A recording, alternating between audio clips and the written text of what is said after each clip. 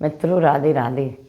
आज मैं आपको तुलसी माता की कहानी सुनाने जा रही हूँ कि तुलसी माता किसकी पुत्री थी और किसके साथ उनका विवाह हुआ था एवं कैसे वह सालक राम की पत्नी बनी और देव उठनी 11 के दिन उनका विवाह हुआ।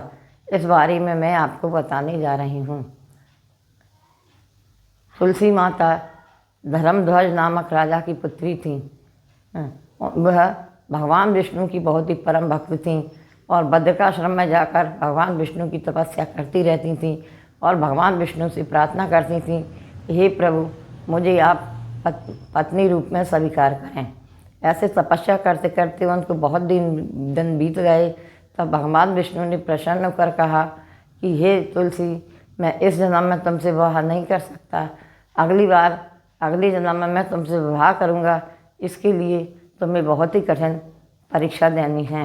यह कहकर विष्णु भगवान चले गए। उसी समय वहाँ पर शंखचूड़ नामक दानव आया और क्योंकि वह अगले जन्म में श्री कृष्ण भगवान का पार्षद था और श्री राधा रानी के श्राप के कारण उसने शंखचूड़ के रूप में जन्म लिया था। उसने जब देखा कि बहुत ही सुंदर कन्या भगवान विष्णु का जप कर रही है तो उसने उनसे कहा कि मैं भी भगवान विष्णु का बहुत ही बड़ा भक्त हूँ, तो मैं यहाँ क्या कर रही हूँ। तो उन्होंने बताया कि मैं विष्णु भगवान की आराधना कर रही थी। मगर जब उसने बहुत ही मीठी मीठी बातें की और उन्होंने बताया कि इस जन्म में उसने अपने पिछले जन्म के बारे में भी बताया और उसने बताया कि अब इस जन्म में तो हमारा और तुम्हारा विवाह होना ही निश्चित है। तब उन्होंने उनके साथ गंधर्व विवाह कर लिया और वह बहुत ही पतिव्रता बनकर रहने लगीं। मगर विवाह के बाद शंखचूड़ के मन में स्वर्ग को प्राप्त करने की इच्छा प्राप्त हुई, तो उसने सभी देवताओं को परेशान करना शुरू कर दिया। इसलिए सभी देवता अपने भगवान विष्णु की शरण में पहुँचे, भगवान शंकर के पास पहुँचे और उन्होंने बताया कि भगवान, इससे तो हम सब परेशान हो रहे हैं, आप कोई उपाय करिए। इसी तरह दानव और देवों में युद्ध हुआ। युद्ध होने के बाद भगवान शंकर भी युद्ध करने आए, गणेश जी भी आए, कार्तिकेय भी आए, भगवान विष्णु, सभी देवी देवता आए। और जब युद्ध हुआ तो उसमें शंखचूड़ नामक दानव मारा गया।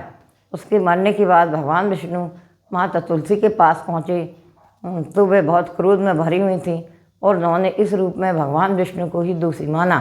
तो उन्होंने श्राप दिया कि तुम सालक राम बन जाओ, काला पत्थर बन जाओ। इतना सुनते ही भगवान विष्णु ने भी उन्हें श्राप दिया कि तुम वृक्ष बन जाओगी, मगर इतना है कि तुम्हारी हर जगह पूजा होती रहेगी और मैं भी तुम्हारी राख में तुम्हारे पास ही बना रहूँगा।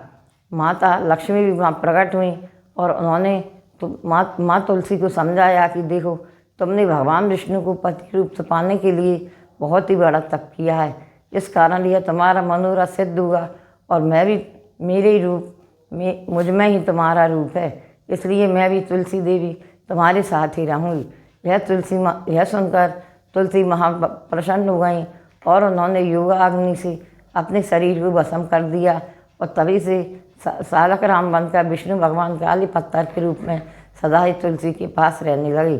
और जब देव उठनी 11 का दिन आया तो भगवान विष्णु और तुलसी माता की शादी की बात होने लगी और अधिकतर लोग 11 के दिन ही, देव उठनी प्रबोधिनी एकादशी के दिन ही सालक राम और तुलसी माता का विवाह करते हैं, क्योंकि भगवान ने जब बलि की 3 पग पृथ्वी नाप ली थी तो उसने वर मांगा था कि मेरे सिर पे, तो वह उसने भी कहा था कि आप मेरे साथ पाताल में रहिए। तो वे 4 महीने पाताल में रहे और उन्होंने अपने पृथ्वी का भार भगवान शंकर को सौंप दिया था।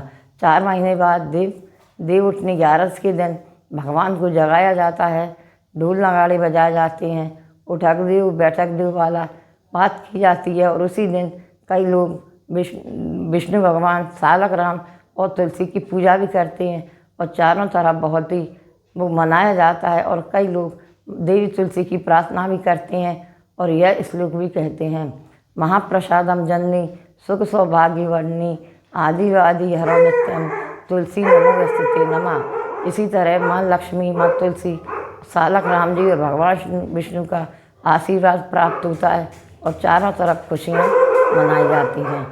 जय जय श्री राम।